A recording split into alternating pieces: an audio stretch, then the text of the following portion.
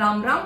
வாழ்க வளமுடன். Voice of காஞ்சி நேயர் அனைவருக்கும் இனிய மாலை வணக்கம். நாம பூலோகத்துல இப்போ வாழ்ந்துட்டு இருக்கோம். இப்போ நாம வைகுண்ட பதவி அடைஞ்சாச்சுன்னா நம்ம கூட வரப்போறது என்ன? நிலையற்ற சொத்தா, நிலை இல்லாத சொத்தா, என்ன வரும் நம்ம கூட? ஒரு யானை பாகனுக்கு ஒரு ஆசை.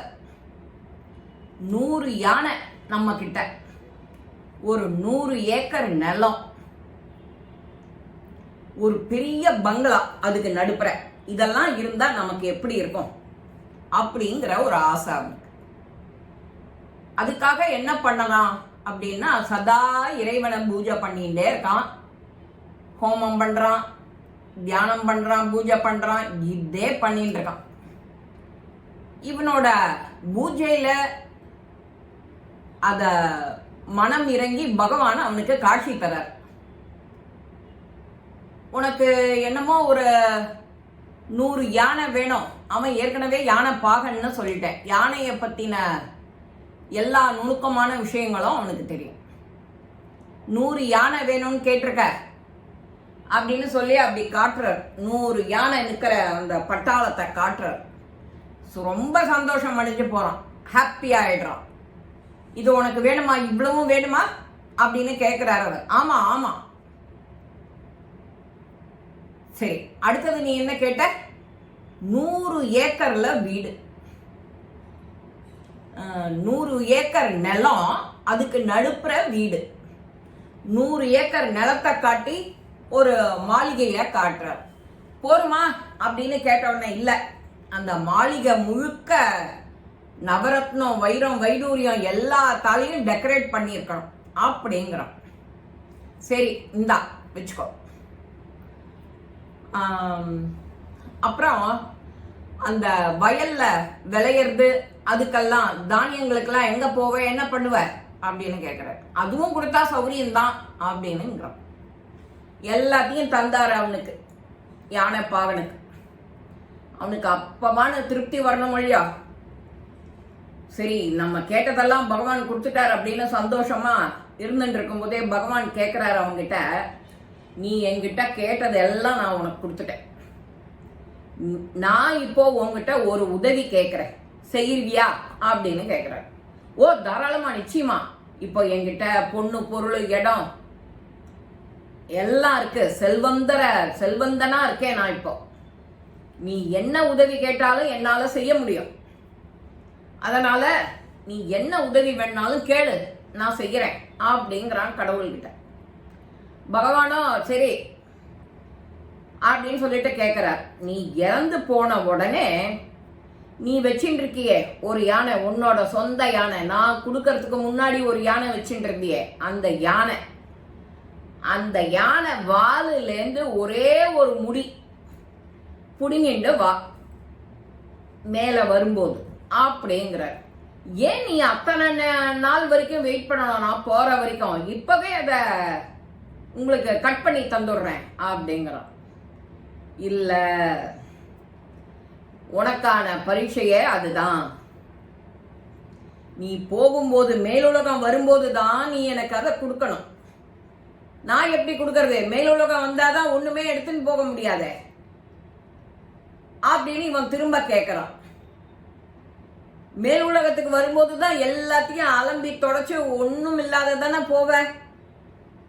எப்படி பிறந்தியோ அப்படி அப்படின்னு இவங்க பகவான்கிட்ட கேட்கறான், கடவுள்கிட்ட. பகவான், இப்ப தெரியறதா இதெல்லாம் கேட்டிய? ஏன் உனக்கு இவ்வளவு பேராசை? 100 ஏக்கர் வேணுங்கிற, அதுல ஒரு பெரிய மாளிகை வேணுங்கிற, அது நிறைய டெக்கரேட் பண்ணி இருக்கணுங்கிற, 100 யானை வேணும்னு கேக்குற, ரொம்ப பேராசை இல்ல உனக்கு அப்படின்னு அவர் கேட்கவும் இவனுக்கு சட்டார்னு மண்டையில உரைக்கிறது. அப்பதான் எல்லாம் இந்த பூ உலகுல இருக்கும் போதுதான் உனக்கு எல்லாம் தேவை. வைகுண்ட பதவி அடையும் போது உனக்கு இதெல்லாம் தேவையா? நீ எடுத்துட்டு போக முடியுமா? நான் கேட்கறது ஒரே ஒரு முடி, யானை முடி. அதை எடுத்துட்டு போக முடியுமா உன்னால? முடியாது இல்லையா? அதனால இப்போதே எனக்கு வயசு ஆனதுக்கு அப்புறம் தான் 60-70 தான் நான் காசி போவேன். அம்மா அப்பா இருக்கும் போதெல்லாம் நான் போக மாட்டேன். சின்ன வயசுல எல்லாம் வேற மாதிரி ஜாலியா இருப்பேன். அதுக்கப்புறம் தான் நான் பக்தி மார்க்கத்துக்கு வருவேன். எப்பப்ப டைம் கிடைக்கிறதோ அப்பப்போ அதெல்லாம் முடிச்சிடுங்க. பகவான் நாமாவும் அதே தான். எப்போ சொல்ல முடியுமோ அதெல்லாம் சொல்லி அதையும் ஸ்டாக் பண்ணி வச்சுக்கணும். வயசானா மறதி வரும், முடியாத வரும், ஆத்தாம வரும், வியாதி வரும், இன்னும் என்னென்ன வருமோ நமக்கு தெரியாது. ராமான்னு சொல்லணும்னு நினைச்சிட்டு இருப்ப, ராமா 2 எழுத்து, சொல்ல முடியுமா என்னன்னு தெரியாது. அதனால எப்ப டைம் கிடைக்கிறதோ அப்பப்பெல்லாம் சொல்லி சொல்லி சொல்லி உன்னோட புண்ணிய அக்கௌண்ட்டை வசதிக்கா, அந்த புண்ணியம் மட்டும்தான் உன் கூட வருங்கிறார். அதனால அந்த யானை பாகன் என்ன பண்ண ஆரம்பிச்சான்னா, அன்னிலேருந்து தானம் தர்மம் என்னெல்லாம் பண்ணி நம்ம புண்ணிய அக்கௌண்ட்டை சேர்த்துக்க முடியுமோ சேர்த்துக்க ஆரம்பிச்சிட்டான். அவன் செய்யற பாடம், அவன் செஞ்ச இதுதான் நமக்கு இப்போ கதை. இந்த மாதிரி இவனுக்கு எப்போ எந்த வயசுல ஞானம் வந்ததுன்னு தெரியாது. மேபி சின்ன வயசா இருக்கலாம், 40, 45, 50, 60 கூட இருக்கும் போதே நம்ம கொஞ்சம் கொஞ்சம் கொஞ்சம் ஒரு 100 ரூபா நம்ம கையில இருந்ததுன்னா ஒரு 10 ரூபா தர்மம், 100ல் 1 பங்கு.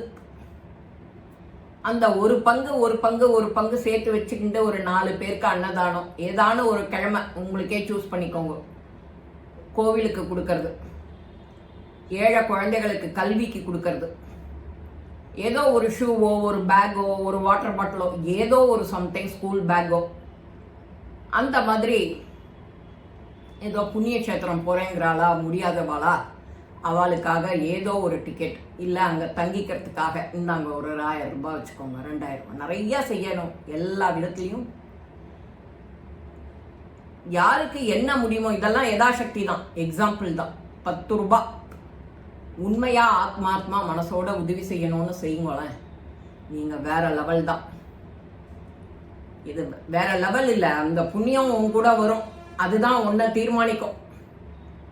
இந்த பதிவு உங்க எல்லாருக்குமே பிடிச்சிருக்கும். லைக் பண்ணுங்க, ஷேர் பண்ணுங்க, பெல் பட்டனை கிளிக் பண்ணுங்க, சப்ஸ்கிரைப் பண்ணுங்க, கமெண்ட்ஸ் பாக்ஸ்ல கமெண்ட்ஸ் போடுங்க. ஸ்ரீ மகாபெரிவா திருவடிகளே சரணம். நல்லதே நடக்கும். ஆனந்தமா இருப்போம் நண்பர்களே. வாழ்க வளமுடன்.